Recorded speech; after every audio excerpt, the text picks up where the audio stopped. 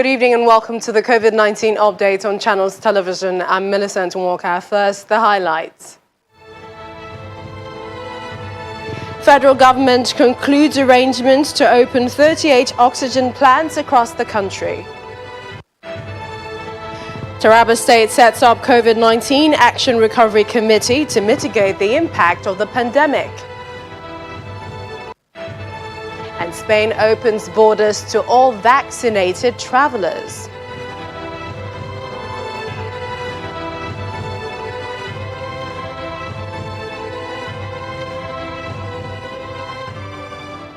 Welcome once again. The federal government has concluded arrangements to open 38 oxygen plants across the federation.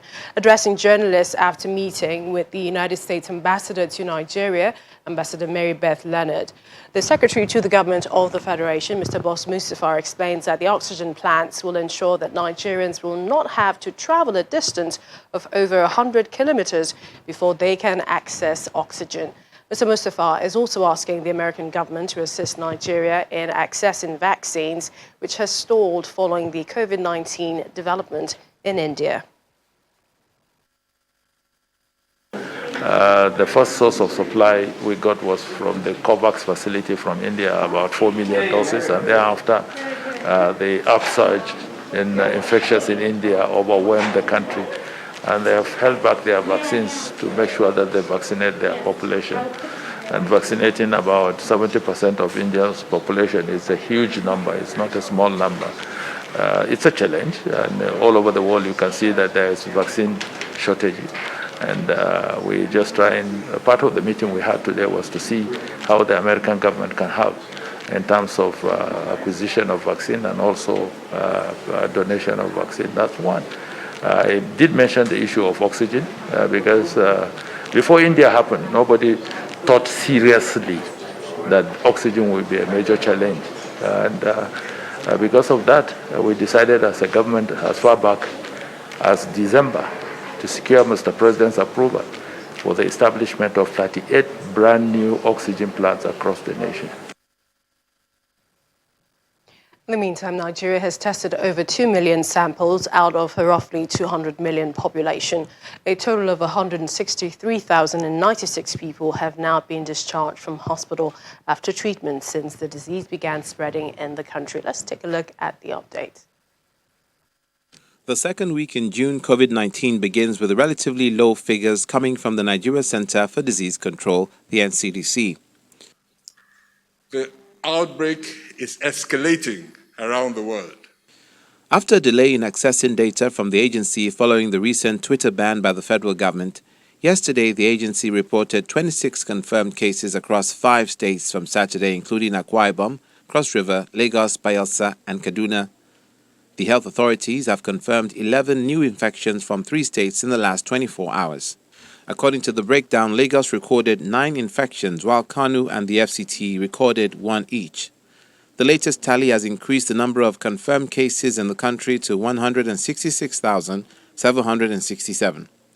According to the agency, hospitalization appears to have significantly reduced across states in the country. However, FCT, Lagos and Enugu account for the states with the highest number of cases currently on admission. 102 persons have been discharged in the last 24 hours, raising the number of recoveries to 163,096. There were no new deaths as well, leaving the fatality toll at 2,111. Till date, over 2 million samples have been tested, while 1,554 cases are still active. In Africa, more than 4.9 million cases and over 132,000 deaths have been reported on the continent. The second phase of the vaccination exercise has picked up pace across countries, and 0.51% of Africa's population have now been administered with the second dose of the COVID-19 vaccine. According to the Africa Center for Disease Control and Prevention, Nigeria has administered over 2 million vaccines for the first dose of AstraZeneca vaccine to its eligible population. Globally, more than 173 million confirmed cases and over 3.7 million deaths have been recorded from several countries. Well, joining us for more on this is Dr. Samuel Okowo, who is a public health physician. He joins us here in Lagos. Thank you for joining us on the program. Thank you. Welcome. All right, now, it's still a pandemic, it's still a threat to the world, but then we're seeing Sunday recording 11 cases. What do you think is happening? Personally, I feel it's a false representation of what is happening in the society. Really, fine, the incidence has dropped, which means we are not at the peak of it. The amount of people coming to the health facilities has really reduced, but this is not a time to relax because generally speaking, the testing rates in our state have really declined. Basically, it's travelers that are really testing. So I can say roughly 90% of those recorded are travelers, not people coming down with symptoms. So essentially, I mean, if it tells us states are not really testing, to the man on the street, it probably means that, there isn't COVID-19 or there probably never was. But then we still have the NCDC that's saying it's operating the EOCs, the Emergency Operation Center at level 2. Yes. It's the dynamic of the whole thing. Like I said, we are not at the peak. The amount of people coming down with the real disease doesn't mean among people that have the virus. There are a lot of people that have the virus, but they're not coming down clinically. I think that's the good thing about the variants in Nigeria now. But this is where we need to pay attention. The India variant, which is more virulent than the variant we have originally in Nigeria, is now in the UK and other countries, and there's a light traffic load of travelers coming from UK and those countries. So this is where I think we need to raise up our testing rates so to pick these variants when it comes to the country. So if we use Bayelsa State as a case study, the State's Ministry of Health says isolation centers are empty. They haven't experienced or they haven't had a case in over 2 weeks. And it says it's testing weekly. Figures like between 30 to 50 tests. As I said, Bayelsa State has a case study. That is state over 1.7 million according to the census in 2006. So testing 20 to 30 people per week is less than 0.001% of the population. It's as if they're not testing. And like I said earlier, most likely those 30 to 50 cases are those that maybe go to the private lab to get tested, maybe for a personal reason or for some formal document. People are not, the state government in particular are not really going to the community, to the interland to check people whether they are down, they have the virus. So that's where I feel there is a problem. Apart from Lagos, that still opens their action centers for only hospitals to refer symptomatic patients. Hardly, technically no other state is testing actively. So what should government be doing? I would just advise government that this is not a time to relax. Find the variants in Nigeria has been less virulent than other strains. There are a lot of postulations to that. Some said the weather, the nature. But the good thing is people are not really coming down with a frank disease like in the Western world. So I will only advise the government to at least brace up the testing centers and follow up the people coming into the country, just like they did last week or 2 weeks ago, releasing a list of people that evaded the mandatory tests, just to brace up our testing, especially for all right, thank you so much. Welcome. Thanks a bunch, Dr. Samuel Okowo, a public health physician. Thank you for joining us. Thank you for having me. As the world celebrates Food Safety Day this year with the theme Safe Food Today for a Healthy Tomorrow, the Taraba State Governor, Darius Ishaku, has inaugurated its COVID-19 Action, Recovery and Economic Stimulus Committee to mitigate the impact of the pandemic. The World Bank program, an initiative of the federal government and the Nigeria Governors Forum, aims to restore the livelihood of the poor and vulnerable. The Community and Social Development Program, CSDP, FADAMA, and then the GP, Government Enterprises, all now has been collapsed to CARES, C-A-R-E-S. As the Executive Governor, I'm hereby inaugurating this committee today, and therefore fulfilling one of the functions that will make them to be recognized by the World Bank and the SIFSTAS program. In the meantime, less than 1% of Nigeria's population has received the COVID-19 vaccine. The government had announced that frontline health workers, government officials, and people with pre-existing conditions would be prioritized in the vaccination rollout. But how much of that population have been fully covered? Mr. Augustine Ajijelek is a pharmacist. He joins us for more on this from our Abuja studios. Thank you for joining us on the program. First, what's your take on the delay Nigeria is experiencing in vaccinating its population? And do you think there's a way we can get out of this? Yes, thank you for having me, Millicent. As it stands right now, we have not vaccinated significantly, even among those whom we have deemed to be eligible for testing, for vaccination. And there are a number of reasons. First of all, the interruption of the supply of vaccines, and this is due to some issues that have been happening globally. And also, additionally, because we have not dealt with the pharmaceutical companies that are producing these vaccines directly. Rather, we have relied largely on multilateral arrangements, which sometimes are a bit cumbersome and slow down the system. So there's a way out of it in the sense that we may need to complement existing efforts with direct purchases of these vaccines from the manufacturing companies to help complement the efforts that we are doing currently. How would you assess the rollout of the process, the National Primary Healthcare Development Agency? We know that the second dose is being administered, but there are still vaccine skeptics. What would you say is responsible for that? Okay, the National Primary Healthcare Development Agency has done relatively okay if you consider the resource limitation with which they have had to work. Possibly with more resources, we would like to see a much more robust information sharing mechanism. We would like to also see more vaccination centers. And then we would like to also have the online registration platforms functioning much more seamlessly in the sense that because we have experienced a lot of frustrations with people trying to register and then failing to register. So the resource limitation has been there. Hopefully we can get much more resources at their disposal so that they can do the needful, especially in terms of information dissemination, because we know that getting information from the wrong sources and example, social media, beer parlor gossip, and the rest of them have not helped knowledge on COVID-19 and also has affected acceptance of these vaccines. So if we look at the weapons to fighting COVID-19, the non-pharmaceutical interventions, the testing, contact tracing, vaccination, if we aren't doing much of that list, and if the country is not yet out of the woods, and I mean, how do we continue to keep citizens safe and aware that there is still a pandemic the world is fighting?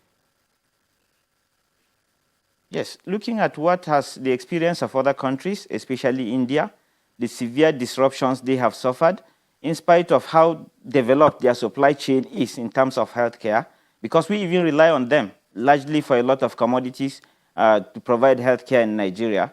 But we saw that initially we thought they were very comfortable, and then a mutation happened and the variant came that was much more infective and even much more severe in terms of the effects it caused.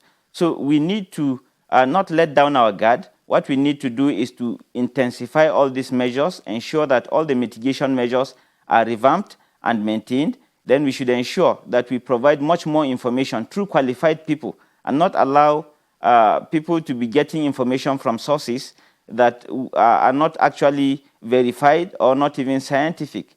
Additionally, we need to also intensify action on getting the vaccines. We have switched to Johnson & Johnson, so we need to get it in the country and then begin the vaccination quickly. And then we need to give out this message very loudly that those who have started the vaccination need to follow up and ensure that they complete their second dose. And those who are yet to get that vaccine should register and be ready to get the vaccine anytime it becomes available. We always appreciate your time on the program. Thank you, Mr. Augustine Ajijelek, a pharmacist. Thank you for joining us on the program. Thank you very much. It's my pleasure.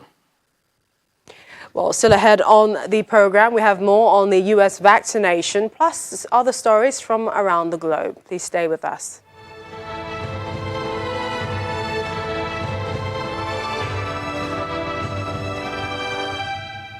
Welcome back. And the United States continues to witness a fall in COVID-19 cases. The government pursues vaccination drive as it works towards getting life back to normal.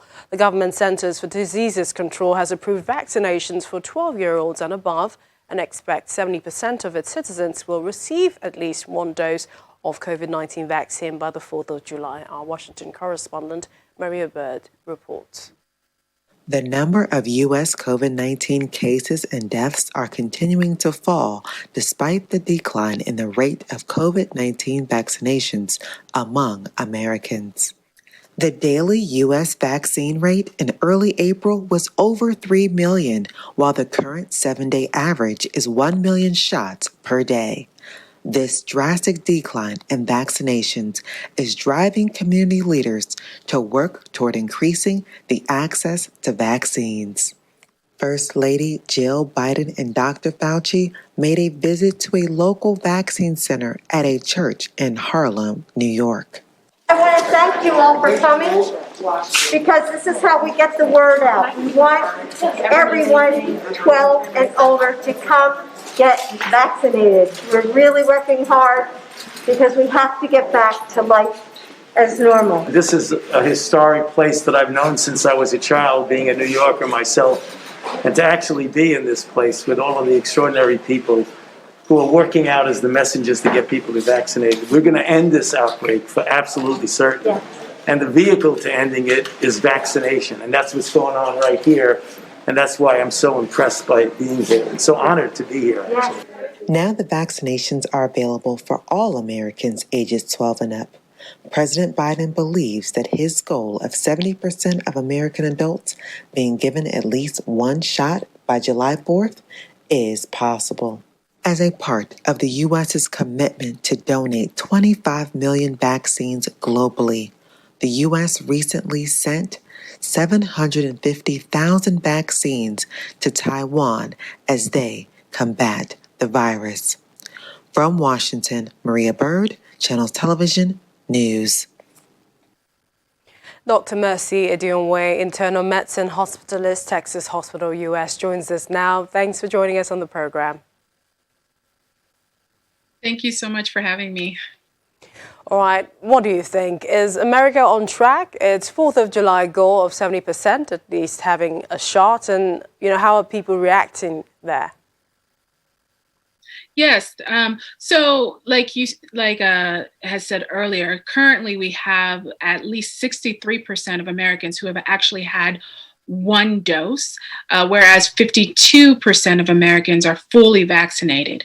So there are some concerns that the rate in which Americans are getting vaccinated on a daily basis, that rate is declining. So there are some concerns that we may not meet the July 4th deadline. So it's up to time to see whether or not we actually do meet it. Now we're seeing over 12-year-olds allowed to take the jab after a CDC report registered more than 12 to 17-year-olds getting hospitalized from COVID-19. But why are these cases coming out more and more? Why are the adolescents getting COVID? Good question. So again, it stems to just the overall sense of what's going on as far as the viewpoint of the vaccine. There is still a lot of people who are really concerned about vaccine and what it implies. And so they're kind of still scared. So there's a component of that. There is a component of children returning to school, getting in close proximity to each other, not vaccinated, and also not adhering to masks. So the last condition or the last factor that may play into this that some people have talked about is there are some emerging variants that are very susceptible in the adolescent population, and that also may be playing into all of this. So a combination of all of these factors may be playing into why we're seeing adolescents with increased rates of COVID. Looking at the major conditions that COVID-19 survives the longest, what would you say is one or two of those conditions? Well, if you talk from a if you talk from a public health standpoint, the reason why COVID-19 is surviving long in the population is due to a lack of getting the vaccinations and a lack of adhering to physical distance as well as mask adhering. So people are not wearing their mask, they're now getting close proximity to each other. When you're talking about individual basis, a lot of times COVID-19, what we're seeing in the hospital, there's certain degrees of COVID-19 may be due to if you have underlying conditions such as obesity, if you have underlying respiratory conditions, those type of conditions can cause you to have a more severe form of COVID, which can have you experiencing it for a longer term. All right, we always appreciate your time on the program. Many thanks, Dr. Mercier Dionway, internal medicine hospitalist, Texas Hospital in the U.S. Thanks for joining us. Thank you. And Spain opened its borders to vaccinated travelers from all over the world on Monday, hoping an influx of visitors will revitalize an all-important tourism sector that has been battered by the coronavirus pandemic. The opening kicks off what many are hoping will be a busy summer tourism season in Europe as vaccine rates pick up across the continent. Let's take a look at the global update. Thailand has kicked off its mass vaccinations across the country today, and vaccines have been delivered to provinces hardest hit by the virus. Bangkok, the epicenter of a deadly third wave, will see the most jabs administered. The majority being inoculated are receiving Sinovac vaccine, either purchased from or donated by China.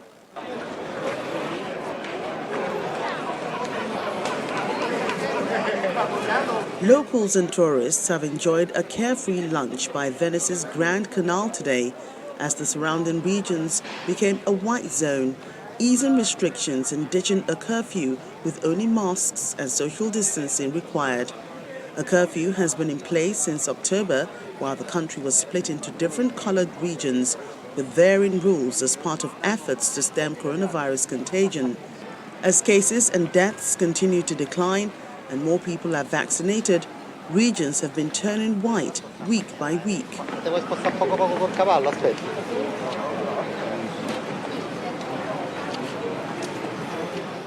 Germany has stopped restricting coronavirus vaccines to more vulnerable groups from today, paving the way for the entire adult population to get free immunizations as announced last month.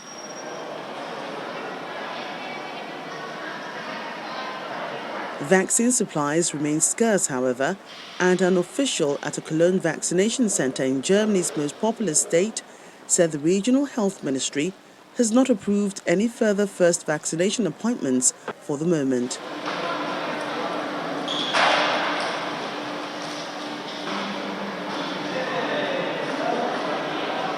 Finally, the Indian capital of New Delhi today partially reopened after almost 2 months of lockdown.